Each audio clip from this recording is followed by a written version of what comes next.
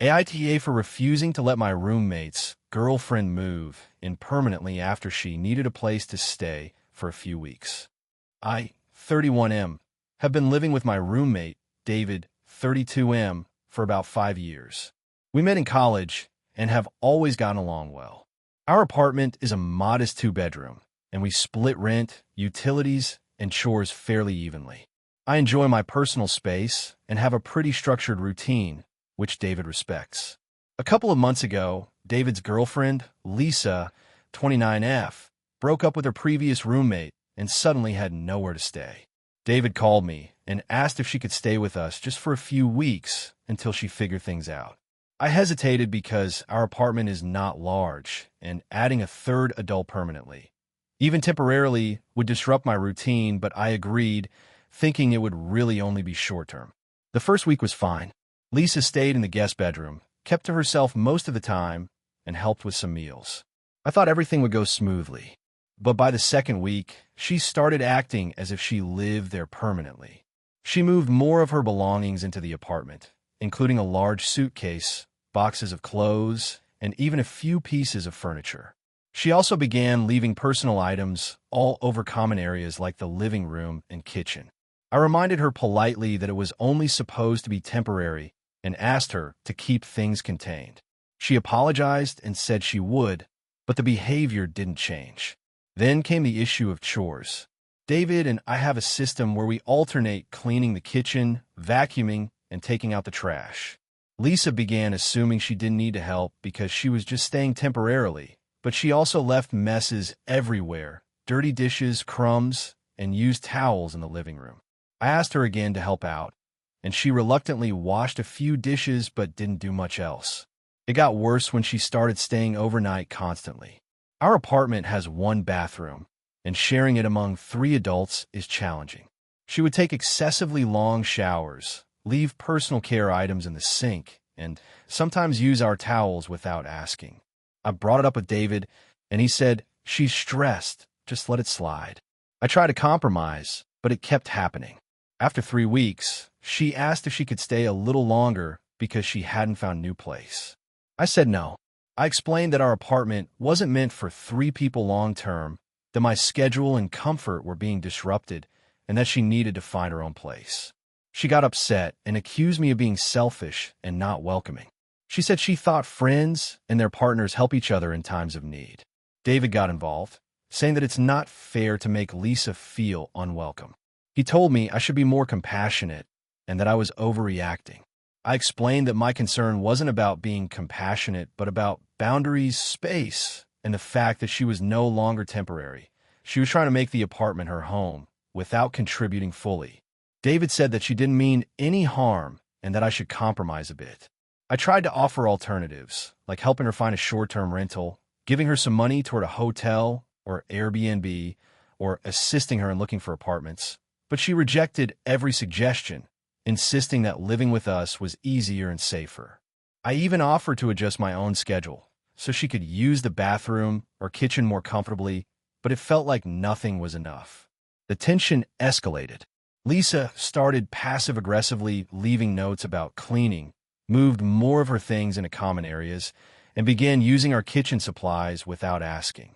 David started defending her every time I brought it up, and I felt like my home was no longer my own.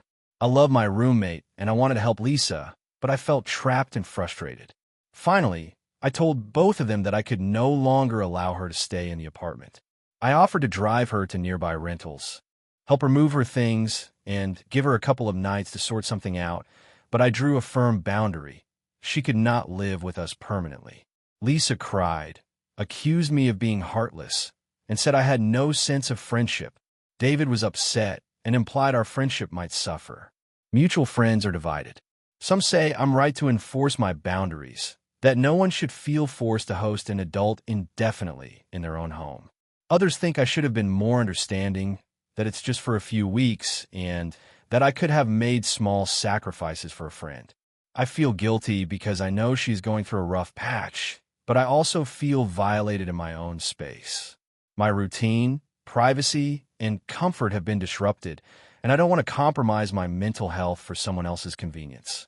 Reddit AITA for refusing to let my roommate's girlfriend move in permanently after she needed a place to stay for a few weeks. I want to be supportive and helpful, but I also need to protect my boundaries in my home, and I feel like my generosity was being exploited.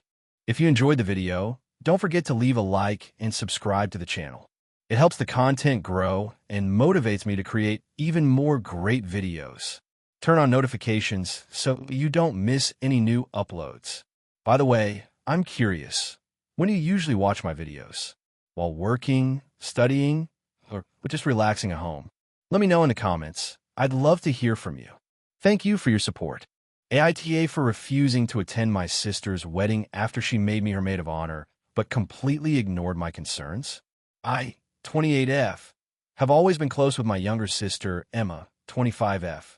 Growing up, we had the usual sibling fights, but we were mostly inseparable. When she got engaged last year, I was genuinely happy for her. She called me the day after the proposal and asked me to be her maid of honor. I was touched and excited, but I also knew this would be a significant responsibility, especially considering how particular she is about details. At first, things seemed normal. Emma and her fiancé, Kyle, 27M, started planning a small, intimate wedding, mostly involving family and a few friends. But very quickly, Emma's idea of small and intimate shifted into a whirlwind of what I would call excessive micromanagement. She began sending me detailed schedules, asking me to coordinate vendors, design the invitations, and even manage her family members' behavior. I tried to be supportive because I genuinely wanted her wedding to go smoothly, but I started noticing that every suggestion I made was either dismissed or subtly criticized. For example, I suggested having a rehearsal dinner at a local restaurant where my parents had celebrated their anniversary, thinking it would be sentimental and convenient. Emma's response was, "No, it has to be somewhere chic. You wouldn't understand." She said this in front of my parents, who were stunned, and I just brushed it off at the time, thinking she was stressed. Over the next few months, every time I voiced a preference or concern, whether about the dress, the flowers, or even the timeline, I was met with similar comments. It was exhausting and demoralizing because I was expected to handle a lot of the planning, but my input was never truly considered. The breaking point came about a month before the wedding. I found out that Emma had booked a destination spa weekend for her bridal party without consulting me, even though I had mentioned several times that I couldn't afford long trips off work. When I told her I couldn't make it, she reacted angrily, saying, "I can't believe you wouldn't do this for me. After everything I've done, I thought you'd prioritize me." I explained my financial situation and that my work schedule couldn't accommodate taking extra unpaid time off, but she didn't accept it. She said I was selfish and not supportive of her big day. After that, I started to reconsider my role as her maid of honor. I felt trapped between wanting to be there for my sister and being overwhelmed by the unrealistic expectations she had placed on me. I tried to have an honest conversation with her about boundaries and what I could realistically handle, but she turned it into an argument about how I wasn't being dedicated to her happiness. I felt like no matter what I said or did, it would never be enough. Things escalated when she asked me to make a wedding speech. I told her that I wasn't comfortable doing public speaking and that I thought a heartfelt card or a smaller toast at the rehearsal dinner would be more appropriate. She insisted, saying it was mandatory for a maid of honor and that it would ruin the wedding if I didn't. I felt cornered and stressed to the point of anxiety attacks. I realized I couldn't physically or emotionally handle attending the wedding in the traditional capacity without putting my mental health at risk. After much deliberation, I told Emma that I would attend the wedding as a guest, but I could not serve as her maid of honor or participate in the bridal events.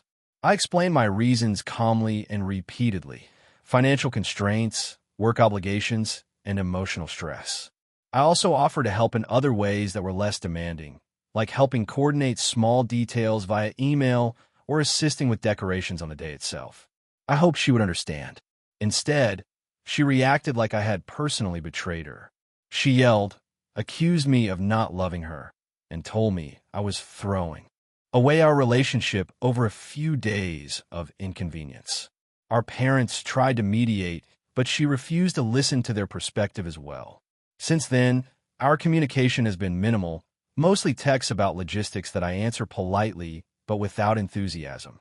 Friends and other family members are divided. Some say I did the right thing because I need to protect my mental health and set boundaries, especially when someone is being controlling. Others argue that I could have found a way to compromise or push through for my sister's special day, and that this will permanently damage our relationship. I've been feeling a mixture of guilt, relief, and frustration. Guilt because I want to support my sister, and she's clearly hurt. Relief because I no longer feel the crushing pressure of being forced into a role I couldn't manage. Frustration because it seems like no matter what boundaries I set, they're not respected. I'm torn between attending the wedding as a guest and skipping it entirely because I don't want to deal with the tension or her anger in person. So, AITA for refusing to be my sister's maid of honor after she ignored my repeated concerns and essentially made the role unmanageable, even though it has strained our relationship.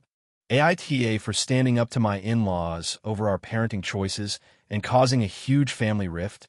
I, 32F, have been married to my husband, Mark, 34M, for 8 years. We have 2 children, Emma, 5F, and Lucas, 2M. From the beginning, Mark and I have had very clear ideas about how we want to raise our kids, especially when it comes to discipline, education, and screen time. Neither of us is particularly strict, but we both believe in consistency and boundaries. Mark's parents, however, have always had very different ideas. They are loving and generous, but they tend to spoil our kids and undermine our decisions. In the past, I've tried to address things calmly. For example, when they gave Emma candy right before dinner despite knowing we don't allow it, I would politely remind them of our rules. Usually, it would result in minor tension, but nothing major.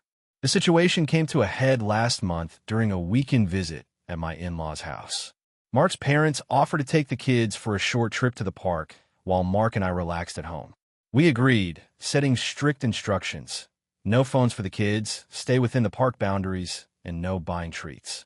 They initially agreed, but I got a call from my mother-in-law an hour later, saying she'd taken them to a nearby ice cream shop because the kids had earned a treat. I told her firmly that this was against the rules and that the kids needed to follow the plan we set. She laughed it off and said, "It's just one ice cream. Don't be so uptight." I was frustrated, but tried to let it go, thinking it wasn't worth a major conflict. When the kids returned, I asked Emma why she had ice cream before dinner. She shrugged and said her grandma said it was okay. I calmly explained that we had rules at our house, and everyone had to follow them, including grandparents. I told Mark what had happened, and he was annoyed but hesitant to confront his parents. The tipping point happened a week later. We had planned a family dinner at our house, including both sets of grandparents. I prepared a healthy meal, and before serving, I explicitly asked everyone not to give the kids extra snacks or candy. As soon as I turned to check on something in the kitchen, I heard crunching noises. I turned around to see Lucas holding a small bag of cookies, and my mother-in-law saying he was hungry. He needed a little snack. I felt my blood pressure rise. I decided that enough was enough. I calmly but firmly told my in-laws that I was not comfortable with them giving the kids food or treats that we hadn't approved. I explained that consistency was important for their development and that undermining our rules was disrespectful.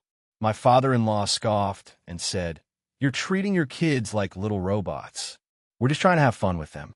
My mother-in-law added, "You're ruining the kids' lives with all your rules. When I was a kid, we never had rules like this, and we turn out fine." I responded that our parenting choices are not a reflection on their upbringing and that we are trying to do what's best for our children, even if it differs from how they were raised. The conversation escalated quickly. My mother-in-law began crying and accused me of being controlling, while my father-in-law called me ungrateful for not letting them enjoy time with their grandchildren. Mark tried to intervene, but was visibly stressed and torn between defending me and keeping the peace. By the end of the dinner, the atmosphere was icy. My in-laws left early, and Mark and I had a long discussion afterward. He admitted he felt I might have overreacted, but he also understood my frustration. The next day, Mark spoke to his parents on the phone, trying to smooth things over. They told him I was too rigid and that I needed to lighten up and said they didn't want to see me upset like that again. Since then, visits have been tense. My in-laws have limited their interactions with the kids, mostly communicating through Mark. Every time we mention rules or structure, they sigh or roll their eyes. Mark is supportive but seems caught in the middle, trying not to anger his parents while also respecting our boundaries. I feel like I did the right thing by standing firm, but I also feel guilty for creating such a huge rift. I've asked friends for perspective, and opinions are mixed. Some say I was right to protect my authority as a parent and uphold consistent rules. Others say I could have approached it more diplomatically, maybe compromising in small ways to avoid alienating family. I personally feel like compromising on basic boundaries sets a dangerous precedent. My question is, AITA for standing my ground and confronting my in-laws, even though it caused a family conflict?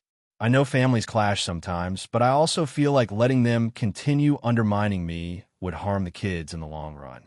I want to hear unbiased opinions because I'm genuinely torn between feeling justified and feeling like I overstepped. Has anyone else faced something similar with extended family interfering with parenting, and how did you navigate it without causing resentment? AITA for refusing to let my sister move back in with me after she lost her job. Even though my parents think I'm being unreasonable, I, 28F, have lived on my own for about 5 years now in a small but comfortable apartment in the city. I've worked hard to get where I am financially, and I'm proud of the independence I've built for myself. My sister, Emily, 26F, has always had a bit of a turbulent career path. She bounced between jobs, rarely holding anything for more than a year, and has a habit of relying on our parents for financial and emotional support whenever things go wrong. Recently, Emily was let go from her position at a marketing firm. I don't know all the details, but apparently there were disagreements with management, and she claimed the workload was too much. I do feel bad that she lost her job, but at the same time, this isn't the first time something like this has happened. After a couple of weeks of her calling my parents in distress, she asked if she could move back in with me while she gets back on her feet. My parents called me to encourage me to say yes. They told me it would be good for her mental health and that family should help each other in times of need. I told them I needed some time to think, but honestly, my initial reaction was no. Living with Emily has never been easy. She has habits that clash with mine. She's messy, loud, and very confrontational. Every time she's lived with me before, I ended up stressed and frustrated. My apartment is small, and I value my personal space highly. When I told Emily that I didn't think it was a good idea for her to move in, she got upset. She argued that my apartment isn't that small and that I could rearrange things. She said I was being selfish and cold for not helping my own sister. She reminded me that our parents are supporting her and that I'm the only one refusing. I tried explaining my perspective calmly. I said that I want to support her emotionally, help her find a new job, and assist in small ways like letting her stay for dinner or helping her network. But I don't think it's healthy for either of us if she moves in completely. I reminded her of the past times she's lived with me and how stressful it was. I even offered to help her find a short-term sublet or co-living situation that's more suited for her. She accused me of not being family-oriented and suggested that I don't care about her well-being. I tried to explain that I care deeply, but caring doesn't always mean living together. She then went to our parents and started telling them I'm refusing because I'm selfish and judgmental. My parents called me again, telling me that family should always be there for each other and that I'm not acting like a sister should. I understand where they're coming from, but I also feel like I have a right to set boundaries. I've been financially independent for years, and I've built my life with a lot of effort. I'm willing to help Emily in ways that don't involve sharing my living space, but they act like I'm supposed to just set everything aside for her convenience. We had a long conversation recently where Emily suggested I could just deal with it for a few months. She said she wouldn't make much mess, wouldn't be loud, and would even contribute to rent. I explained that it's not just about money or noise. It's about the emotional toll and the pattern that has always caused tension. She doesn't understand that and keeps bringing up past situations as if I'm exaggerating. A few of my friends have told me I'm being reasonable, that wanting personal space isn't selfish, and that supporting a family member doesn't have to mean cohabitating. Others think I'm too rigid and that family comes first, no matter the inconvenience. I feel torn because I do love my sister and I want her to get back on her feet. I've been offering to help her update her resume, look for jobs, and even drive her to interviews, but it feels like nothing is enough. Every time I try to assert a boundary, she and sometimes my parents make me feel guilty for not doing enough. I also worry about what this would do to our relationship long term. If she moves in, I'm almost certain it will lead to constant arguments, stress, and possibly resentment. I don't want to damage our relationship, but I also don't want to sacrifice my well-being for a temporary solution that I know won't work. Emily has now started posting passive-aggressive things on social media, implying that I don't support my family. My parents have been calling me daily, urging me to reconsider, and sometimes comparing me unfavorably to our cousins who are supposedly more family-oriented. I feel like I'm being cornered, and it's affecting my mental health. So, I told Emily that I can't have her move in, and I've started helping her explore other options. She left my apartment visibly upset, and I haven't heard much from my parents since, though I know they're unhappy. AITA for refusing to let my sister move back in. Even though my parents think I'm being unreasonable, I feel like I'm being practical and responsible about boundaries. But part of me worries that maybe I'm overthinking and not doing enough for her as a sister. Has anyone been in a similar situation where helping a family member didn't necessarily mean living together? How do you support someone you care about without sacrificing your own stability and peace of mind? AITA for refusing to let my cousin and her kids move in with me indefinitely after a messy breakup. I, 34F, have a cousin, Jessica, 33F, who has two children, Sam, 9M, and Ellie, 6F. We've always been close growing up, and our families are very tight-knit, but Jessica has a history of making impulsive decisions and expecting others to fix things for her. I live alone in a 2-bedroom apartment in a suburban city, and I work full-time as a marketing manager. I value my personal space and routine, and I've always been very careful with money and planning my life. A few months ago, Jessica called me in tears. She had just ended a long-term relationship, which she described as toxic, but also complicated because they had shared a home and bills. Her lease was ending, and she had nowhere to stay, so she asked if she and her kids could move in with me for a few weeks while she sorted out childcare, a job, and an apartment. She framed it as temporary, just until I get back on my feet. I felt bad for her and agreed, thinking that helping her for a short time was reasonable. When they arrived, they brought an overwhelming amount of belongings. Jessica had multiple large suitcases, 2 storage bins, and an assortment of toys, books, and clothes for the kids. She immediately started spreading things around the apartment, claiming that the guest room would be for the kids, but the living room quickly became a storage area for her belongings. I asked politely if she could keep the common areas clear, and she agreed, but in practice, nothing changed. The first week was chaotic but manageable. I helped her get the kids settled, set up some routines, and even bought extra groceries. I thought, okay, this is what family does. But after the first week, things began to spiral. Jessica had no job lined up despite claiming she was looking. She spent much of her time on her phone or watching TV with the kids, leaving me to manage the household chores almost alone. Sam and Ellie are great kids, but they are energetic and messy. They leave toys everywhere, spill food, and often need supervision while I also try to get work done from home. I tried setting boundaries politely. I explained that I work long hours and need quiet, and that everyone should pitch in with chores and keeping things clean. Jessica nodded and promised to help, but she rarely did. The kids were constantly leaving dishes in the living room, toys in the kitchen, and even crayons on my walls at one point. I cleaned up most of it because I didn't want to confront her constantly, but it was mentally exhausting. About 3 weeks in, Jessica told me she wasn't ready to leave. She said she was emotionally unstable after the breakup and didn't want to disrupt the kids' school schedules by moving. I reminded her that she initially said it would be temporary and that I couldn't continue living in a state of near-constant chaos. I suggested looking for a short-term rental, a friend's house, or even a family member who could host her, but she refused all options. She argued that my apartment was a safe space and that I should prioritize helping her over my own comfort. Things came to a head when she started inviting friends over without asking.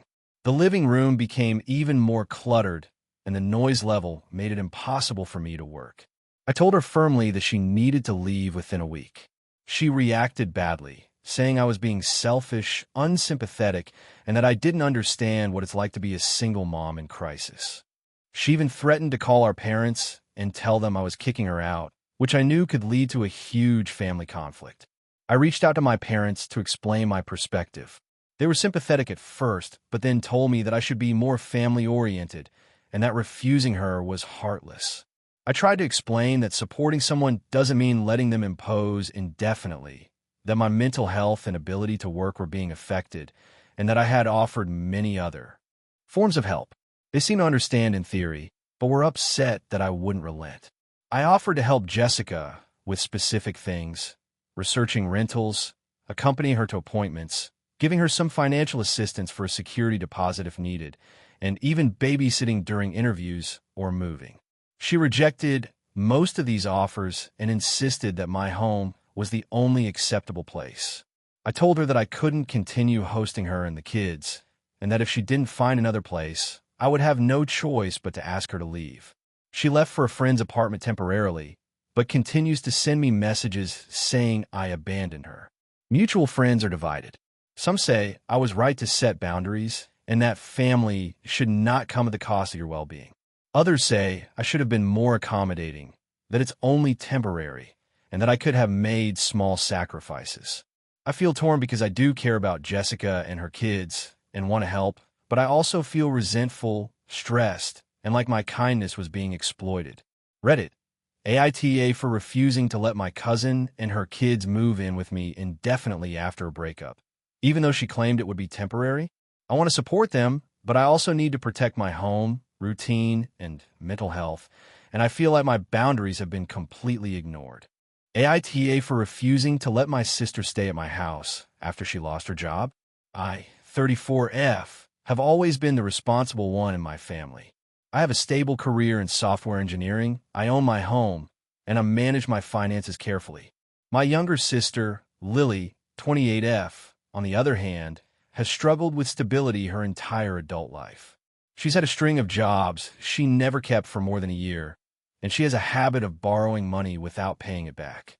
Over the years, I've tried to help her, both financially and emotionally, but lately, it's felt like a burden I can't keep carrying. 2 weeks ago, Lily called me in a panic. She'd been working at a small boutique for the last year, and they had just let her go due to budget cuts. She was behind on rent and couldn't afford her bills. Her first instinct was to come to me, as she usually does. She asked if she could move in with me for a little while until she got back on her feet. I told her no. I know that sounds harsh, but I have my reasons. First, my apartment is not big. I have a 2-bedroom unit in a city with sky-high rent. If she moved in, we'd be crammed. Second, I have my routines and responsibilities, including a demanding job that sometimes requires late nights. I also have a cat who doesn't do well with strangers in the house for extended periods. But perhaps the biggest reason is past experience. The last time I let Lily stay with me for more than a week, she left the apartment in a mess, ate food without asking, and ended up borrowing $500 from me that she never paid back. I don't want to put myself in a situation where I feel obligated to care for her and end up resentful. After I said no, she started crying over the phone and said I was being selfish. She insisted that I was her family and that I should help her because she had nowhere else to go. She mentioned that our parents live in another state and aren't able to help much. She even threatened that if I didn't let her stay, she would have to sleep in her car, which made me feel awful. I suggested she look for temporary housing, like a short-term sublet, or see if her friends could help, but she kept insisting that I was the only person who could help her. I tried to offer some alternative support. I gave her a list of resources, including local shelters, temporary rental assistance programs, and job listings in her field. I also offered to pay for her first month in a short-term rental if she could find one quickly. She refused these solutions, saying that they weren't good enough and that it wasn't real help. The conversation ended badly. She said I didn't care about her and that I was cruel for turning her away in her time of need. I explained my reasons calmly, reiterating that I've helped in the past and that I need boundaries to protect myself. I also reminded her that giving in now might set a precedent where she expects me to bail her out every time she's in trouble. Since then, our relationship has been tense. She's posting things on social media that feel like passive-aggressive digs at me. My parents have called me, trying to mediate, saying I should have helped her, and my friends are divided. Some say I should have let her stay, while others agree that I have the right to set boundaries. I still feel conflicted. On one hand, I don't want my sister to suffer, and the thought of her in her car makes me uncomfortable. On the other hand, I can't ignore how draining it has been to support her repeatedly, especially when she doesn't seem to take responsibility for her life. I also worry that if I let her stay, our relationship will suffer because of inevitable conflicts over space, money, and lifestyle. Lily has made some attempts to find her own housing, but she keeps sending me messages about how stressful it is and how she wishes she could just live with me. I haven't responded to most of them because I don't want to engage in arguments. AITA for refusing to let her stay. Even though she's in a tough spot, I feel like I'm doing what's necessary for my mental health, but I can't shake the feeling that maybe I'm being too cold. I know families are supposed to help each other, but I also feel like there's a point where helping stops being helpful and starts being harmful for both sides. I'm curious if others think I should have done more, or if setting boundaries like this is actually the responsible choice in the long run. I'm trying to balance compassion with self-preservation, but it's hard when the person you care about is in crisis. I've been reflecting a lot on the past and trying to think about whether there's a middle ground. Maybe letting her stay, but with strict rules? Maybe helping her financially without having her in my home? I just don't know if any compromise will satisfy either of us, or if it will just cause resentment. So AITA? AITA for refusing to let my brother stay at my house after he lost his job? I, 32F, have always been the responsible one in my family. I have a stable job as a project manager at a tech company, and I've been living in the same apartment for the last 5 years. I pay my bills on time, keep my apartment tidy, and generally try to maintain a peaceful and organized home. My younger brother, Jake, 28M, has never been as responsible. He has had a series of short-term jobs, most of which he quit because he wasn't happy or the work wasn't right for him. Over the years, he's come to rely on my generosity, often borrowing money or staying with me for a week or two before heading back out to pursue whatever job or adventure he's currently chasing. I've always been willing to help, but my patience has been thinning. Last month, Jake called me in a panic. He had been working a retail store for the past 6 months, but he was let go because he missed several shifts. He sounded desperate and told me he had nowhere to go. He asked if he could move in with me until he figured things out. Initially, I was sympathetic. Losing a job is stressful, and I didn't want him to be completely stranded. But the more I thought about it, the more hesitant I became. This isn't the first time he's been in this situation, and every time he stays with me, he ends up overstaying, leaving a mess, and creating tension in my home. I decided to set some ground rules before even agreeing to let him stay. I told him he could stay for a maximum of 2 weeks, he needed to contribute to groceries, and he needed to actively look for a new job. I also made it clear that this was a temporary solution, not a permanent arrangement. Jake reluctantly agreed. The first week went relatively smoothly. He got up late some days, but generally kept to himself. He did help with dishes and occasionally ran to the grocery store when I asked, but it was clear he wasn't taking his job search very seriously. He told me he had applications out, but didn't provide any proof of interviews or follow-ups.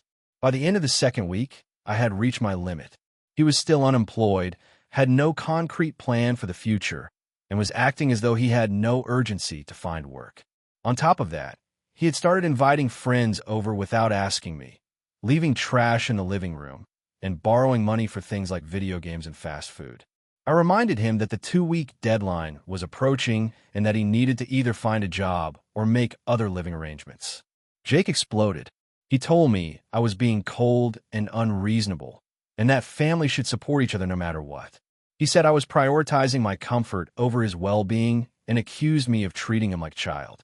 He also brought up past instances where I had lent him money and let him stay, saying I was inconsistent in my support and now turning my back on him. I tried to explain that my offer had always come with boundaries and that this wasn't about abandoning him. It was about encouraging responsibility. I reminded him that I had helped him repeatedly over the years and that enabling his pattern of unemployment and dependence wasn't helpful for either of us. I even offered to help him polish his resume and search for jobs online, but he dismissed it, saying I didn't understand him and his creative lifestyle choices. The situation escalated when he refused to leave on the last day of the 2-week period. He said he would leave eventually, but needed more time, and then accused me of being a bad sister for not letting him live rent-free indefinitely. I told him firmly that he needed to go immediately, and he left angrily, saying he would never speak to me again. Since then, my family has gotten involved. My parents are upset with me, saying I should have done more to support him. Some of my extended family members agree with him, saying I'm being harsh and selfish. Others side with me, pointing out that he has a long history of taking advantage of people and that setting boundaries is necessary. My friends are supportive, but I can't help feeling torn because my brother is genuinely in a tough spot, and part of me worries that I might have been too rigid. I'm struggling with guilt. On one hand, I feel justified because I try to help him with rules and boundaries, but on the other hand, I can't shake the thought that I might have been too harsh, especially since he doesn't have many other options right now. I keep asking myself if family loyalty should come above all else, or if there's a point where tough love is necessary. So, AITA for refusing to let my brother stay at my house beyond the 2 weeks I originally offered, even though he has nowhere else to go. AITA for confronting my sister over my father's will and ending up estranged from my family. I never thought I'd find myself in the position of being the villain in my own family story. But here I am, and I need an outside perspective. I, 34 am, come from a family that always appeared close-knit to outsiders. My parents were married for over 35 years, and while they had their disagreements, my sister, 37F, and I grew up in what I would describe as a stable, loving environment. A few months ago, my father passed away unexpectedly from a heart attack. He left behind a relatively modest estate, mostly the family home, some investments, and a small cabin in the mountains that he loved. From the beginning, I noticed some tension regarding his will. My sister had always been the more assertive sibling, while I tended to avoid confrontation, preferring to keep the peace. Our father's will, however, was surprisingly detailed and specific. It stated that the family home would be sold and the proceeds split equally. The investments would go into individual accounts for each of us, and the cabin would go solely to my sister. The cabin has always been her passion. She's an avid hiker, and she spent a lot of her own money and time maintaining it with our father's guidance. I understood why he might have wanted her to have it, but I also couldn't ignore the feeling that he had completely overlooked my attachment to that property. My father and I had spent countless summers there, fishing, hiking, and even fixing parts of the cabin together. It was our father-son space in a way that wasn't replicated in our family home. After reading the will, I sat with my sister to talk about it. I tried to approach it gently, explaining my feelings about the cabin and how much it meant to me. I suggested that perhaps we could come to a shared agreement, like keeping in the family and splitting the maintenance or usage responsibilities. My sister reacted coldly. She said that our father had clearly stated his intentions, and it was disrespectful to even question his decision. She implied that I was being greedy, even though I was trying to frame it as preserving family memories rather than acquiring wealth. I didn't push further at the time, but I couldn't shake the feeling of resentment. I spent nights thinking about how unfair it felt that the place where my father and I bonded was now off limits, legally and emotionally, for me. I decided to seek advice from a family attorney to explore my options, not to contest the will entirely, but to see if there was any room for compromise, like gaining shared access or rights to visit. When my sister found out, she was furious.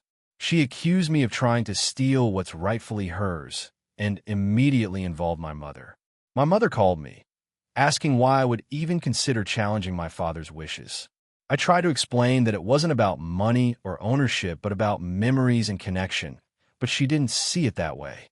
The conversation devolved into yelling, with my mother telling me I had crossed a line and was choosing conflict over family.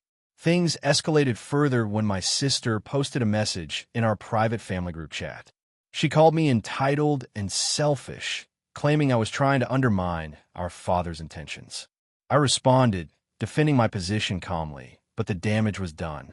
Extended family members started weighing in, and suddenly I was cast as the black sheep. My father's friends, neighbors, and even some distant relatives contacted me privately, saying they were surprised by the backlash and urging me to try reconciliation, but it felt like I had already burned bridges that couldn't be easily repaired. The breaking point came during a family meeting. My sister insisted that I sign a legal document acknowledging that the cabin belonged solely to her and that I would have no claims or access. I refused to sign it without discussing possible compromises, like scheduled visits or shared maintenance responsibilities. My sister lost her temper and stormed out, calling me ungrateful and dishonorable. My mother sided with her, leaving me sitting there, stunned, and questioning my place in the family. It's been 6 months since that meeting. I have minimal contact with my sister now, and my mother only speaks to me sporadically. I haven't spoken to my father's closest friends because I didn't want to be seen as hostile, but they occasionally reach out to check in. I feel deeply hurt and betrayed, but I also feel conflicted. I never want to take anything away from my sister.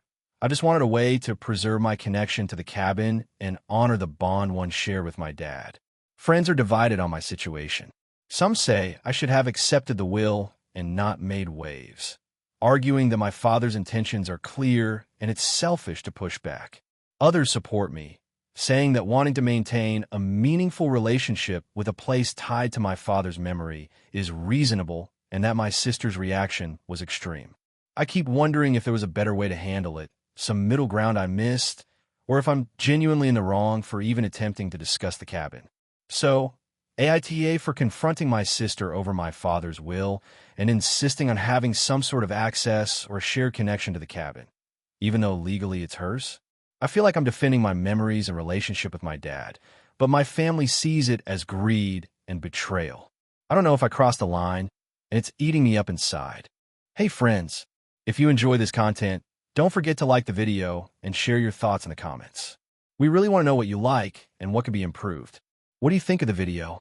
Are there any topics you'd like to see in future videos? Your feedback really helps us get better. Thanks for being with us. AITA for refusing to attend my sister's wedding because of a long-standing family conflict. I, 32F, have a younger sister, Emily, 29F, and a brother, Jake, 35M. Our parents divorced when we were kids, and although my siblings and I were always close, the divorce created a lot of tension between our parents that inevitably trickled down to us. Growing up, I spent most of my time with my mother, while my siblings split their time between both parents. Over the years, that arrangement led to resentment, especially from my father, who always seemed to blame me for not spending enough time with him, even though I was the eldest and had responsibilities at home. Fast forward to the present, Emily recently got engaged to someone I'll call Dan, 30M. From the beginning, I tried to be supportive, but I also noticed she was making choices that seemed to intentionally exclude me. She planned her bridal shower and didn't invite me, citing space constraints, and when I asked about her engagement party, she claimed she had a limited guest list and only close friends would be invited. I was hurt, but I tried to let it slide, thinking maybe she didn't want family drama to overshadow her celebrations. My brother Jake, who lives closer to Emily, has been included in almost everything, which made me feel like there was a deliberate division. About a month ago, Emily announced the wedding date and venue. It's at a luxury resort across the country, which I can understand if she wanted a destination wedding. But here's where things got tricky. She specified in the invitation that my parents and Jake are all welcome, but she didn't send me an invitation. When I reached out to my mother to clarify, she told me Emily had said, I didn't think she'd want to come, which felt dismissive and, frankly, insulting. I called Emily directly to discuss it, trying to approach the situation calmly. She told me that she knew I had issues with the family and that she didn't want me to feel uncomfortable at the wedding. I found this extremely patronizing because my perceived issues are mostly with my father and not with her or Dan. I tried to explain that my discomfort with certain family dynamics doesn't mean I don't want to celebrate her marriage, but Emily insisted that her wedding should be a drama-free zone and that my attendance would risk causing a scene. She also hinted that if I came, it would make Dan's family uncomfortable. I was shocked and deeply hurt by that comment. For context, I have met Dan a few times, and he has never indicated any discomfort around me, and he seems genuinely nice. I suspect that Emily is projecting her own anxieties onto the situation, but it's still incredibly frustrating. After that conversation, I considered attending anyway. I thought about going, putting my feelings aside, and being the bigger person, but the more I reflected on it, the more I realized that Emily wasn't inviting me to celebrate her special day on my own merits. She was effectively saying that I am welcome only if I suppress my legitimate feelings about her family history. This doesn't seem fair or healthy. I decided to politely decline the wedding invitation and sent her a message explaining that while I wish her and Dan the best, I could not attend because I need to maintain my boundaries for my own emotional well-being. Emily's response was furious. She accused me of being selfish, dramatic, and controlling, and she told me that I was making her special day about myself. My mother called me and expressed disappointment, saying that I should put aside my issues to support my sister. Jake has stayed neutral publicly, but messaged me privately saying that he understands why I feel hurt. Emily has since blocked me on social media and hasn't spoken to me directly. Some extended family members have also expressed disapproval, saying that I am overreacting and that family loyalty should come before personal feelings. My friends are divided, with some saying I should go and forgive for the sake of family, while others support my decision to maintain boundaries. I feel caught in the middle. On one hand, I truly want my sister to have a happy wedding, but on the other hand, I cannot attend a celebration where I am not genuinely wanted and where my presence seems to be conditional on ignoring my feelings. I am starting to feel guilt, even though logically I know that her actions are hurtful and that attending would likely exacerbate tension. The entire situation has left me emotionally drained and questioning my relationship with my sister moving forward. I haven't spoken to her since declining, and the last I heard, she is planning to continue her wedding arrangements without any input from me. So, AITA for refusing to attend my sister's wedding because I feel excluded and disrespected, even though it means missing a significant family event? AITA for refusing to attend my sister's wedding because of her groom? AITA for refusing to attend my sister's wedding because I genuinely cannot stand her fiancé? This has been a huge source of tension in my family, and I'm starting to wonder if I'm in the wrong. I'll try to explain everything clearly. I, 29F, have a sister, Emily, 27F. We were always close growing up, though we've drifted a bit over the past few years due to distance and life changes. She met her now fiancé, Jason, 30M, about 2 years ago. When she first introduced him to me, I tried to be polite and open-minded, but I immediately felt uneasy around him. It's not just a first impression thing. Over the past 2 years, I've seen behavior from Jason that I find genuinely disturbing. For example, he has a habit of belittling people in subtle ways. He makes jokes that aren't funny and seem to target someone's insecurities, and he often does this in front of others to make himself look clever. He also tends to dominate conversations, dismissing anyone else's opinions, especially if they differ from his. One time at a family dinner, he outright laughed at my cousin's career choice, calling it a waste of potential, and seemed completely unbothered by the cousin's discomfort. I've witnessed him gaslighting Emily on a few occasions, making her doubt herself about small things. It's never extreme, but it's enough to make me very uncomfortable. I try to talk to Emily about it in gentle ways, framing my concern as, I just want you to be happy, rather than outright attacking him. She has brushed off my concerns every time, saying things like, "You don't really know him," or "He's just sarcastic. He's not like that with me." I've realized that, for Emily, she genuinely doesn't see these behaviors as problematic or sees them as normal.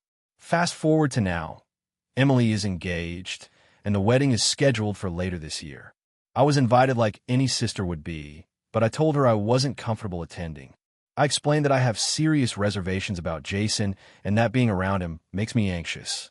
I also said that attending would put me in a position where I feel I have to smile and celebrate someone whose behavior I find genuinely harmful. Emily responded angrily, saying I was being dramatic and selfish, and that this was a once-in-a-lifetime day for her. Our parents got involved, and they've been pressuring me to go, saying I'm hurting Emily by refusing. The more people pressure me, the more certain I feel that attending would be a bad idea for my mental health. I've spent years navigating difficult relationships and learned that boundaries are necessary, even if they upset others. I'm not planning on not speaking to Emily or trying to sabotage her wedding. I simply don't want to participate in an event that centers around someone I fundamentally don't trust or feel safe around. I know people might say I should put aside differences for family, but this isn't about a minor disagreement. It's about repeated patterns of behavior that make me uneasy and feel unsafe emotionally. I also tried considering attending just for the sake of Emily's happiness, but the thought of being in the same space as him and potentially witnessing more of his behavior feels unbearable. Some friends have told me I might be overreacting and that I should try to find a compromise, like attending but keeping distance. I don't think I can do that. Even passive attendance feels like tacit approval to me. Others, however, have said I'm within my rights to protect my boundaries. The fallout has been intense. Emily is hurt.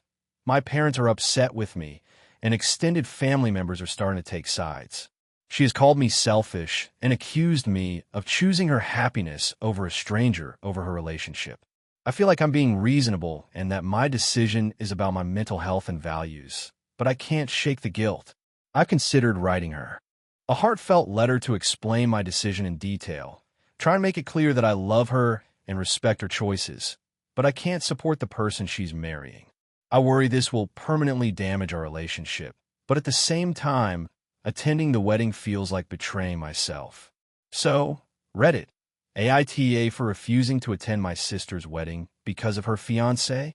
I understand that weddings are big emotional events and family expectations are high, but I also believe personal boundaries are important.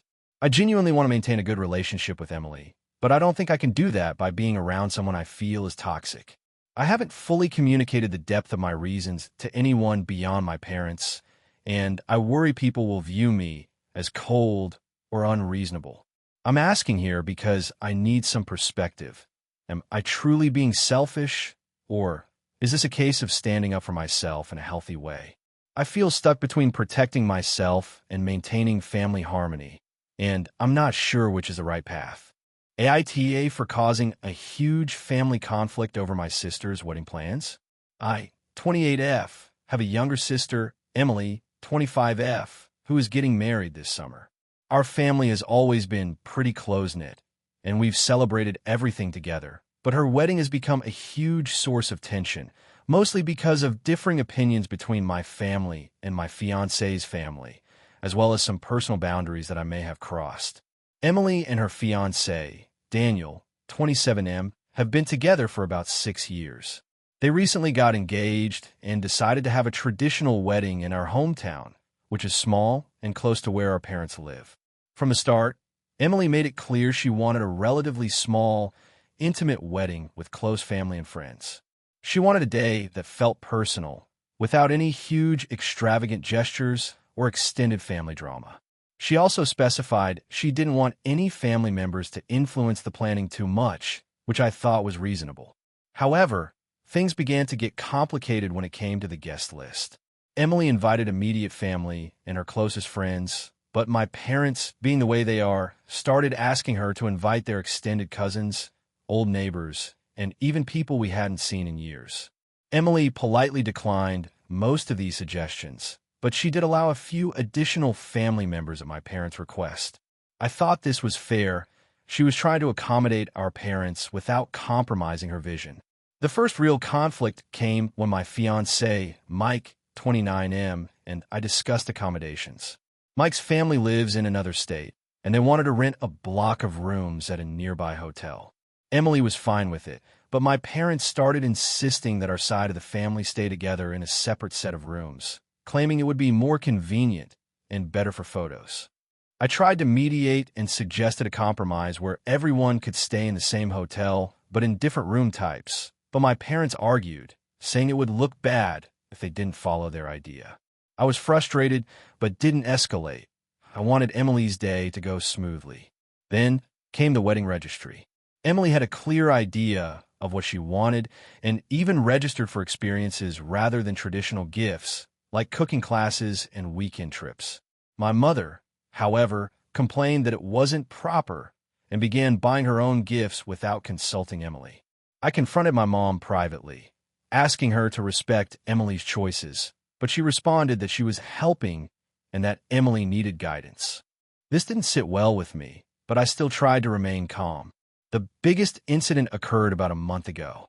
Emily was planning her bridal shower, and I offered to help organize it. I thought it would be nice to include both our families and close friends. I coordinated with Mike's mom, my mom, and a few of Emily's friends. During the planning, my mom insisted on inviting several distant relatives, even though Emily had made it clear she didn't want them there. I tried to reason with my mom, explaining that Emily's wishes should come first, but she got defensive, saying I was disrespecting family traditions. At this point, I made a decision that I now regret. I sent out the bridal shower invites without including the relatives my mom had insisted on, making sure only Emily's chosen guests received them. I thought I was protecting Emily from unnecessary stress, but the backlash was immediate. My mom called me furious, saying I had overstepped and that I had disrespected her role in the family. Mike's family was also upset because they felt blindsided, even though the invites were only for Emily's selected guests. The day after the invites went out, my parents confronted me in front of Emily, accusing me of trying to control the wedding and undermine their input. Emily was upset too, not because of my actions directly, but because the argument had ruined her excitement and made the planning feel stressful. I tried to explain that I only wanted to honor her wishes and keep the event stress-free, but my parents refused to listen. Mike supported me privately, saying I had done nothing wrong, but the tension between families escalated quickly. Since then, the situation has worsened. My parents are refusing to speak to me, claiming I've broken family trust, and Mike's parents are wary about attending the wedding at all. Emily is caught in the middle, frustrated that her celebration has turned into a conflict zone. I offered to apologize to my parents if it would smooth things over, but I'm torn because I genuinely believe I was trying to do the right thing by respecting Emily's wishes. I feel like they're prioritizing their pride and desire for control over what Emily wants for her own wedding. I've been losing sleep over this because I don't want to be the villain in my sister's special day, and I also don't want to compromise my boundaries or betray Emily's trust. My friends tell me I did the right thing by protecting Emily's plans, but my family's reaction makes me question myself constantly.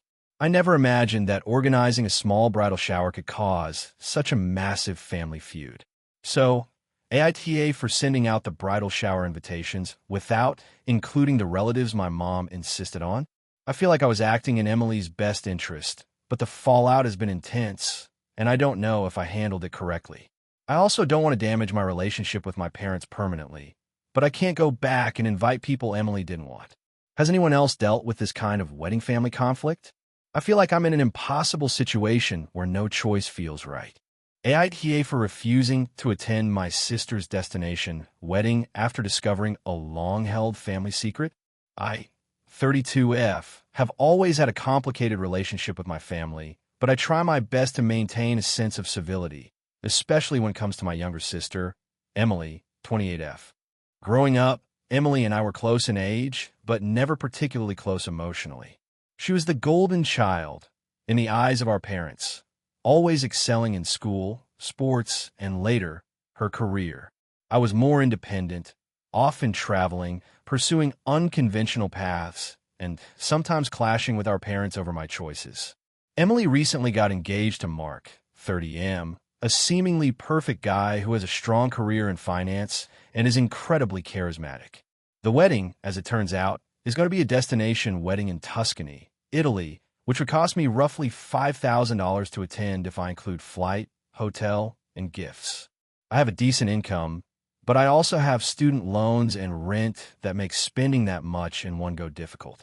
I have been hesitant, but considered it because I wanted to support my sister. A few weeks before I was set to make my travel arrangements, I ran into my cousin, Rachel, 35F, at a family gathering. Rachel and I are close, and she mentioned she recently stumbled upon some old letters and documents from our parents' house that shed light on a family secret. It turns out that Emily was not my biological sister. Our parents had an affair during the time they were dating, and Emily is the daughter of my father and another woman. My mother adopted her legally and raised her as her own, but biologically, Emily is not my full sibling.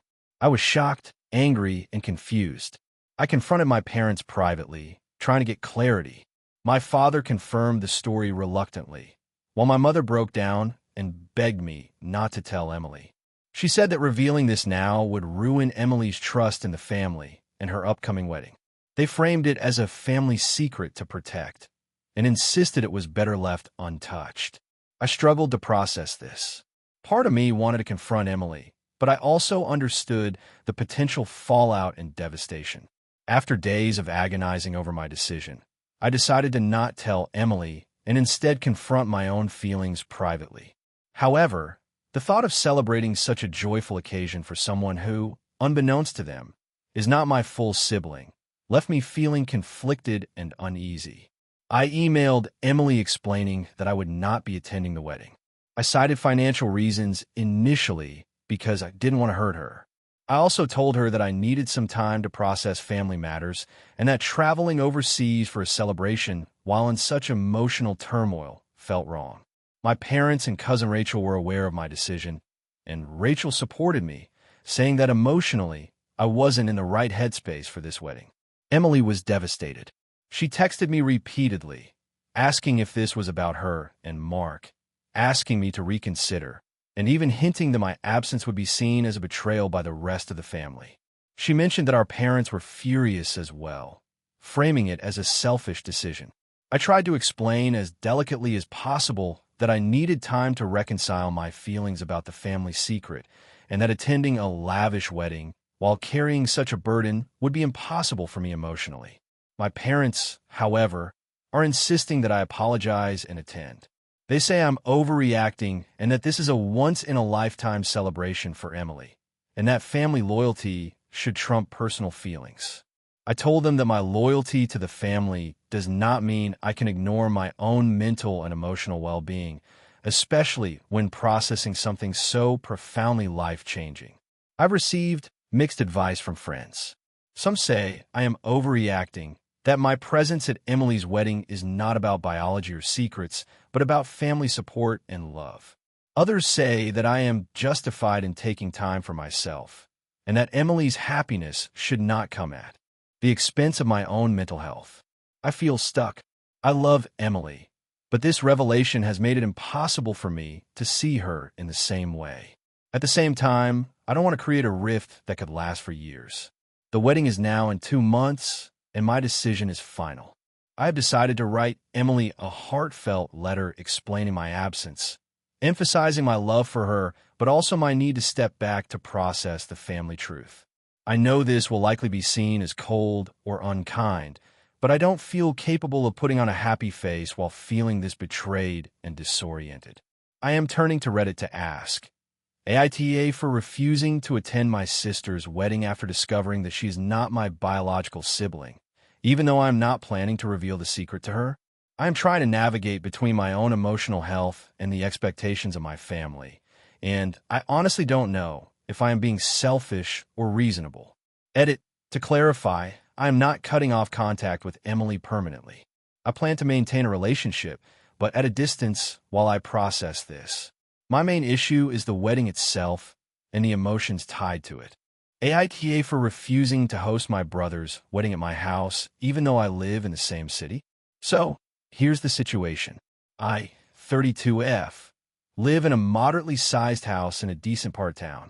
I bought it 5 years ago, and while it's not huge, it comfortably fits my life, my dog, my small garden, and my somewhat messy hobby areas. My brother, Ryan, 35M, recently got engaged to his fiancée, Emma, 30F, and they're already in full wedding planning mode. The problem started when Ryan mentioned casually that he thought my house would be perfect for the wedding. He said it during a family dinner, laughing, "We could just use your backyard. It's big enough for everyone, right?" I laughed along at first, thinking he was joking. But then he kept going about it. The seating arrangements, the decorations, the catering trucks. Apparently, he genuinely wanted a backyard wedding at my house. I told him outright that it wasn't feasible. My backyard isn't even half the size of a typical wedding venue, and my house doesn't have the space for hundreds of people. Not to mention the parking issues. My street isn't suited for that kind of traffic, and my neighbors are fairly strict about gatherings.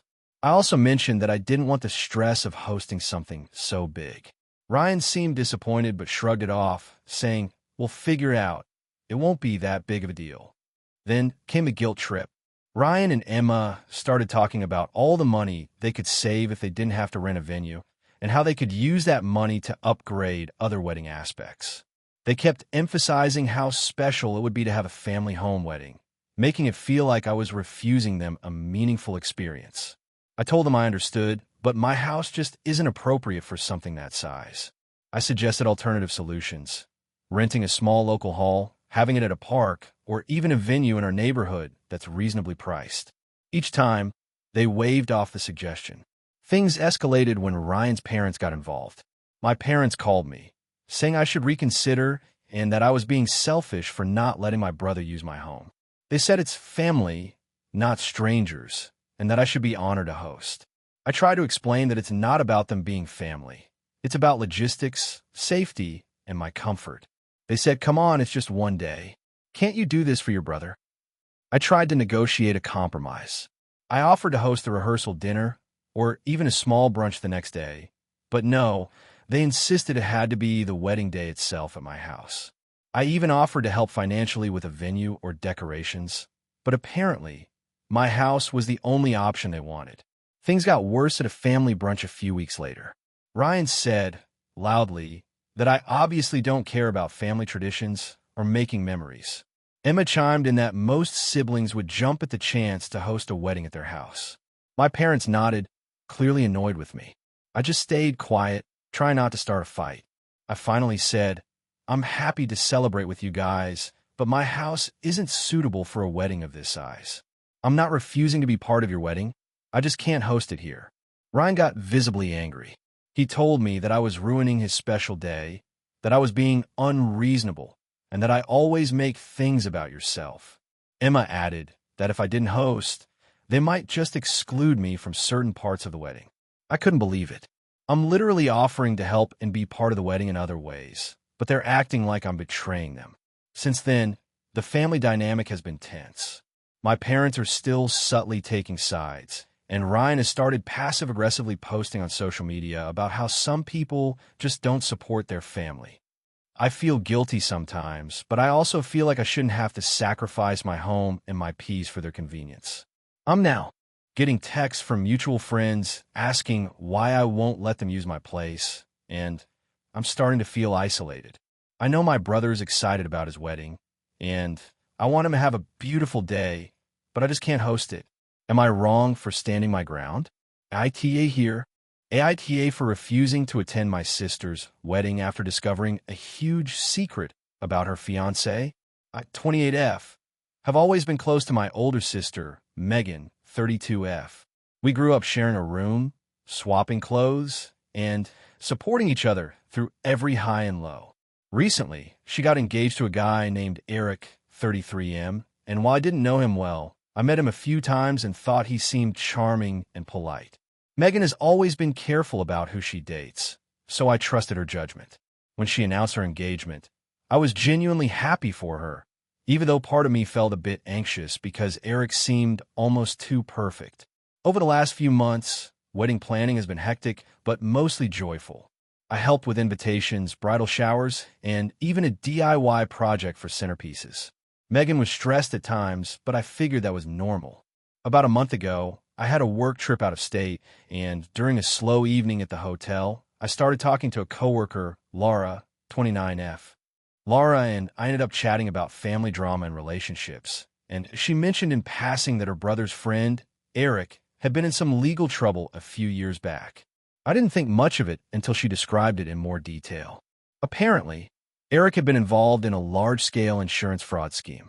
I did some private research on my own later that night, just to see if it matched, and it did. He had been fined and placed on probation, but it wasn't widely publicized. The more I dug, the more uncomfortable I felt. Eric hadn't told Megan about this part of his past, and it seemed like a huge omission. I struggled with what to do. On one hand, I wanted to protect my sister from potentially getting hurt. On the other hand, I didn't want to make waves or seem judgmental, especially since Megan clearly loved him and seemed genuinely happy. A few days later, I decided to approach the subject carefully. I called Megan and told her that I had learned something concerning about Eric's past. I explained that I wasn't trying to attack him, but that I felt she had a right to know before moving forward with the wedding.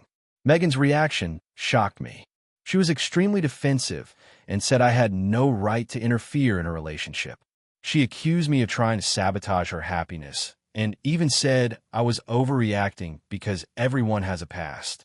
She reminded me that Eric had paid his fines and served his probation and that he wasn't the same person anymore. I tried to explain that I wasn't questioning his present character, but that transparency matters, especially in a lifelong commitment. She hung up on me. The next day, I received a text from her saying she was disappointed in me and that if I cared about her, I would support her wedding. She said she didn't want to hear about Eric's past from me again. I felt guilty, but I also couldn't shake the feeling that I couldn't blindly attend a wedding knowing she might be unaware of something significant about her partner. I tried talking to my parents, who were divorced, but both involved in our lives. My mom said I should mind my own business, and that Megan was an adult capable of making her own decisions. My dad was more sympathetic and said it was a tough spot, but that ultimately attending or not attending was my choice. As the wedding day approached, tension between Megan and me grew. She stopped including me in planning conversations and even asked me to step back from helping with the last-minute preparations. A mutual friend suggested I try to meet Eric again and judge for myself, but I couldn't shake the knowledge of his past. I didn't want to confront him directly, because I felt that would create unnecessary conflict. I also worried that if I attended, I would spend the entire time anxious and unable to celebrate with my sister. Finally, a week before the wedding, I made the decision not to attend. I sent Megan a letter explaining my feelings. I wrote that I loved her deeply and that I wanted nothing more than her happiness, but I couldn't in good conscience participate in a celebration that ignored something so important. I emphasized that this was about protecting both of us from future pain and not about judging Eric as a person. I offered to meet and talk after the wedding, hoping some distance would help her process my perspective. Her response was explosive. She called me selfish, cold, and manipulative. She accused me of trying to control her life and of betraying her trust. She said our relationship might never recover. Some friends have tried to stay neutral, while others support me for standing by my principles.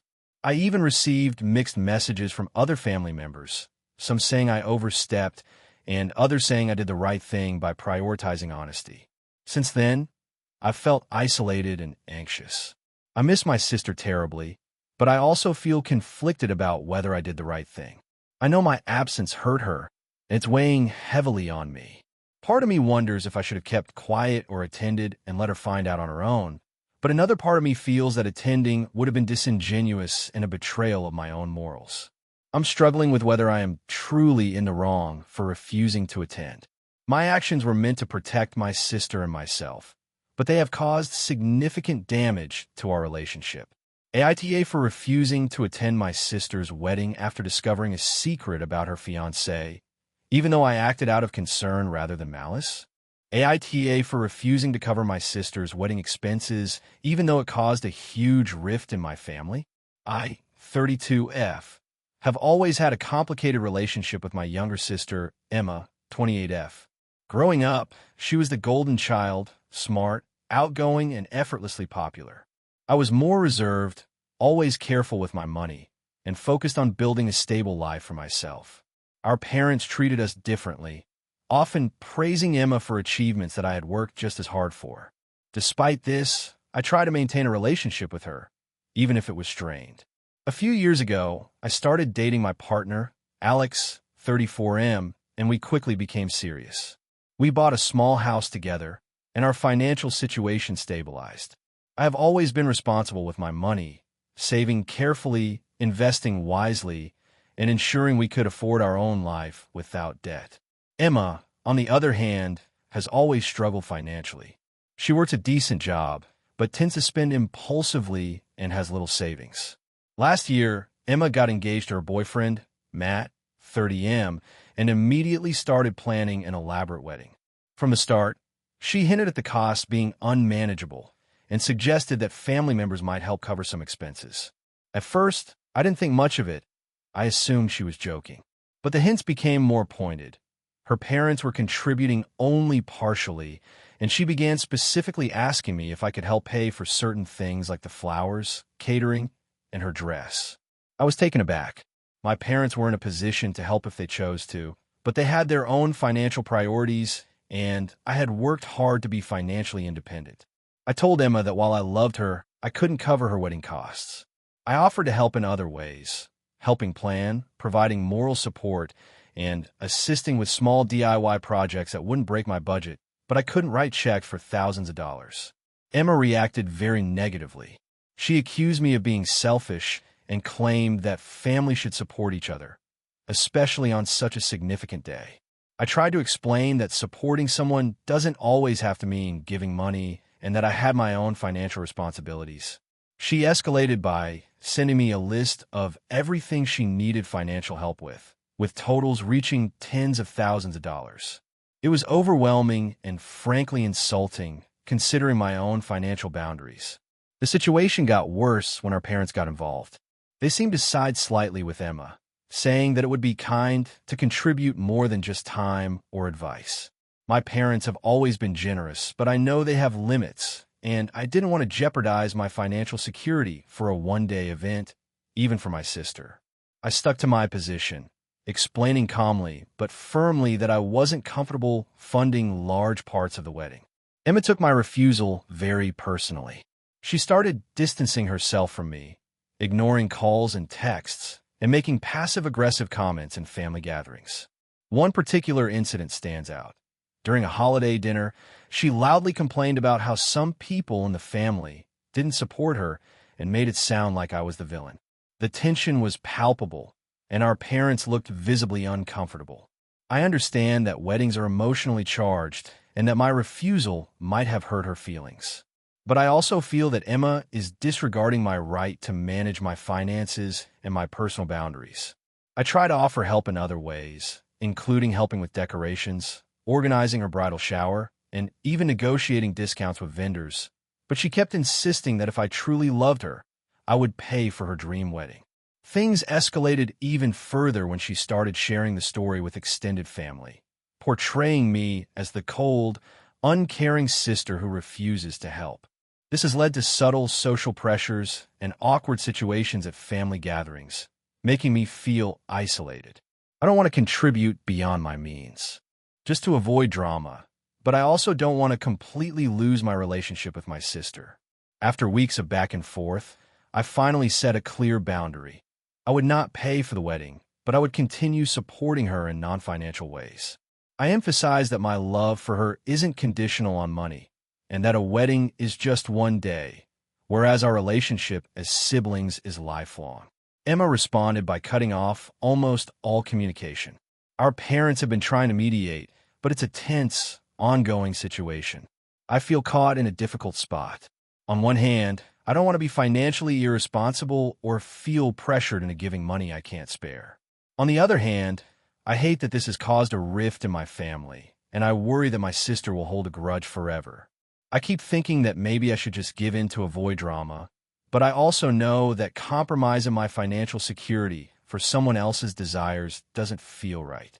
So, AITA for refusing to cover my sister's wedding expenses, knowing it has created a huge rift in my family. I genuinely want to maintain a relationship with Emma, but I also want to respect my own financial boundaries. I'm struggling with whether I handled this poorly or if I was justified in standing my ground. I would like perspective on this because, from my point of view, this isn't about being stingy. It's about maintaining personal boundaries and financial responsibility. But the backlash from my sister and family makes me question whether I'm being unreasonable. Has anyone been in a similar situation where family obligations clash with personal boundaries? How do you navigate maintaining relationships while staying true to your financial limits? AITA for refusing to let my brother's fiancée move in with us before the wedding. I, 28F, live in a modest two-bedroom apartment in the city with my partner, Mark, 30M. Our place isn't huge, but it's comfortable for the two of us. About 6 months ago, my younger brother, Alex, 25M, got engaged to his fiancée, Emily, 27F. At first, everything seemed normal. I was excited for him, happy that he'd found someone who made him genuinely happy. But over the past few months, things have gotten tense, and I think I might be in the wrong. Or at least that's what my family is saying. It all started when Alex told me that he and Emily were having trouble finding a place to live. Apparently, her current apartment lease wouldn't be renewed, and they couldn't get approved for a new one because of her poor credit. Alex suggested that maybe Emily could move in with us temporarily, just until they got their own place. I was shocked. Our apartment is already tight with 2 bedrooms, 1 bathroom, and a small kitchen. We have our routines, our personal space, and honestly, Mark and I were not prepared for a stranger, even a family member, to move in with us. I told him politely that it wasn't feasible, explaining that our place isn't really equipped for 3 adults living together long-term. He seemed frustrated, but didn't push the issue immediately. A couple of weeks later, Alex brought it up again, and this time he sounded more desperate. Emily was officially out of her apartment, and he said they couldn't move into a new place until after the wedding, which was still 4 months away. He begged me to let her stay, promising she would be out within 2 months at most. I explained again that we simply didn't have the space and that our schedules and privacy would be disrupted. Mark backed me up entirely, but Alex kept trying to guilt me by saying things like, "She's family now." I thought family helped each other. I told him that our willingness to help had limits and that having her live with us would create stress, not support. Then things escalated. Alex started dropping by our apartment more often, sometimes with Emily, trying to check the space or see if it could work. One time, they even showed up unannounced, expecting to hang out in our living room. Mark and I were polite, but firm that they couldn't just come in and treat our home as theirs. Alex called me insensitive and accused me of not caring about him or Emily. He started texting me every day about their living situation, asking if we'd reconsider, and every time I said no, he became more passive-aggressive, sending messages like, "I guess I'll just have to figure out alone," or "I thought we were closer than this." The tipping point came last week. Emily left some of her belongings at our apartment after a brief visit, claiming she needed to sort out storage at her current place. When I asked her to take her things back, she said it was easier if she left them for a few days. I told her firmly that our apartment isn't a storage unit and that she needed to remove everything immediately. She got upset, saying I was making her feel unwelcome. Alex called me furious, accusing me of trying to start conflict and ruining their relationship before the wedding. My parents got involved as well, calling me heartless for not letting Emily stay and saying I should prioritize family over convenience. My friends are divided. Some say I'm right to protect my space, while others think I should have made an exception for family. Mark and I have tried to compromise. We offered to help them find temporary housing, offered to cover a few nights at a nearby Airbnb, and even offered to help move their things into storage. But they keep insisting that living with us is the easiest solution. The situation has strained my relationship with Alex and Emily significantly. We used to have a close sibling bond, but now every conversation seems to end in guilt-tripping or tension. My parents keep pressuring me to just let her stay, saying it's only temporary and that I'm overreacting. Emily has stopped speaking to me directly and only communicates through Alex, who continues to pressure me. I understand that families sometimes need to support each other in tough times, but this feels different. I'm not opposed to helping them financially or in other practical ways, but opening my home to someone I don't have a personal relationship with yet, and in a space that can accommodate it, is a huge step. I feel like if I say yes, it will set a precedent that my boundaries and personal space aren't respected. On the other hand, seeing my brother stressed and Emily in a difficult situation makes me feel guilty, and I worry that I'm hurting our family relationships irreparably. So, Reddit AITA for refusing to let my brother's fiancé move in with us before the wedding. Thank you for watching until the end. If you enjoyed this video, don't forget to like and subscribe to the channel so you won't miss new videos also. Leave a comment. I'd love to hear your thoughts. Your support and engagement mean a lot to me. See you in the next video.